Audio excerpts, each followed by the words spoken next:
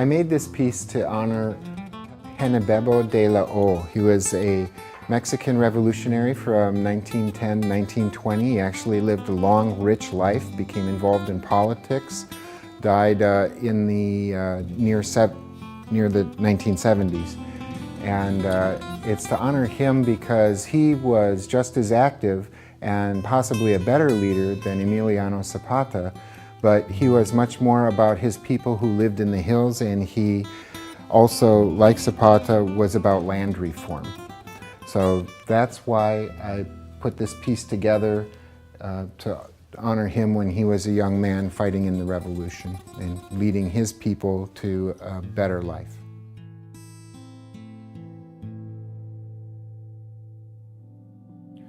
All right, so I was sitting on the couch with my wife, progressively angry at the TV set and the news, and then the 99% movement started to happen very spontaneously in San Francisco and Oakland, and I started to get involved with the San Francisco group, and I was making these stickers as a statement, which is, I'm illegal and I pay more taxes than GE. I thought it went very well to the kind of corporate welfare that we have in this country, as well as what you hear in the news about illegals or undocumented people coming over and mooching off the system, which I don't believe is true. And so I also use the kind of language back at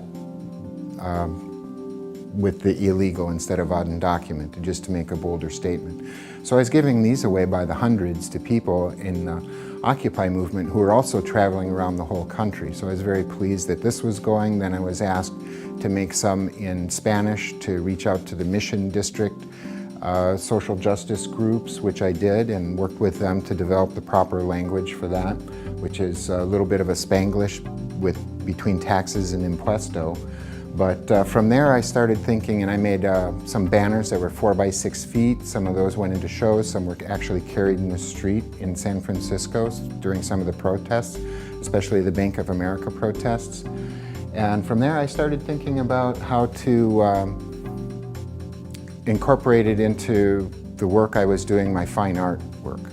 And that got me thinking more and more about treating heroes and social justice issues in my work and larger statements, and that led to this show and led to the piece directly behind me, which is more of a kind of street art collage, spray paint, aerosol spray paint, and mixed media basically, but using a lot of the what I learned with paste ups, wheat paste, and murals on the street with aerosol. I have a piece up at Clarion Alley, Camp Clarion Alley Mural Project between Valencia and the Mission in the city, which I am very proud of, and the work is very similar to this. And that's where I came up with this technique as well. I was doing some collage, some traditional painting before that.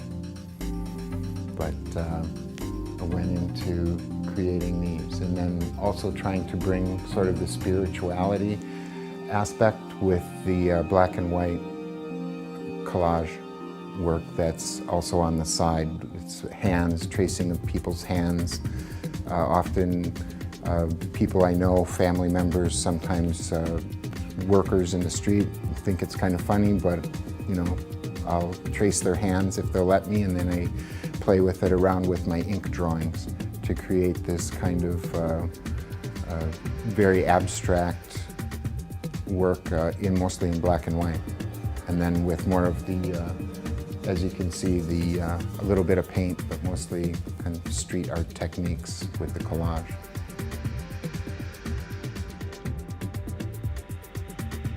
This piece is called Mystic Zapata. It's one of the first pieces I did in this series, and it is of Emiliano Zapata. It is a collage trying to also make it have a bit of a mosaic effect within the collage, which I was playing around with those ideas. And obviously just an honoring of Emiliano Zapata. There's other things in there that are about a modern cityscape and an old adobe church. as well as some of the corn and other elements that I put in there, showing that he was fighting for food for his people. He was basically had always tried to negotiate with the landowners and the hacienda owners, but when push came to shove, he was willing to take up arms to try and protect the land for his people.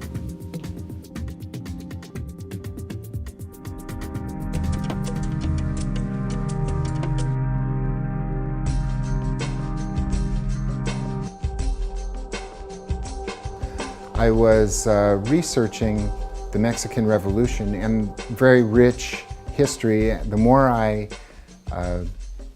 looked into it, the more I kept seeing photographs of women posing with weapons on horses. Just hadn't realized the impact that women had had in the Mexican Revolution. I was used to American history where it's much more about women following the soldiers and taking care of their needs, cooking, cleaning, that sort of thing. Whereas in Mexico, it was such a dire revolution that many of the women got involved. And one of the interesting things not depicted in this piece is that if you see a photograph of a woman soldier in the Mexican Revolution and she's wearing pants, she's probably a captain or a major in the cavalry, which means she was leading anywhere from 75 to 500 men into battle, which I just found fascinating. I'm doing more reading about that and research about those ladies as well. This piece is Land and Liberty. It was the main motto of the Mexican Revolution, which was about land reform.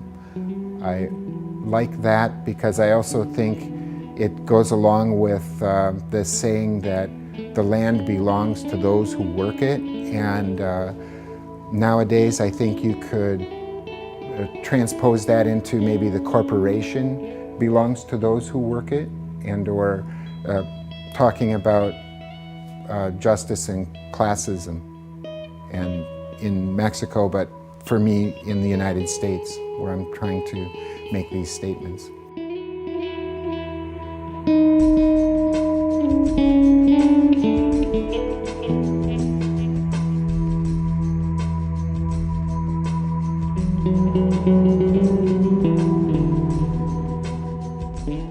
Creating this show is life and art in Technicolor.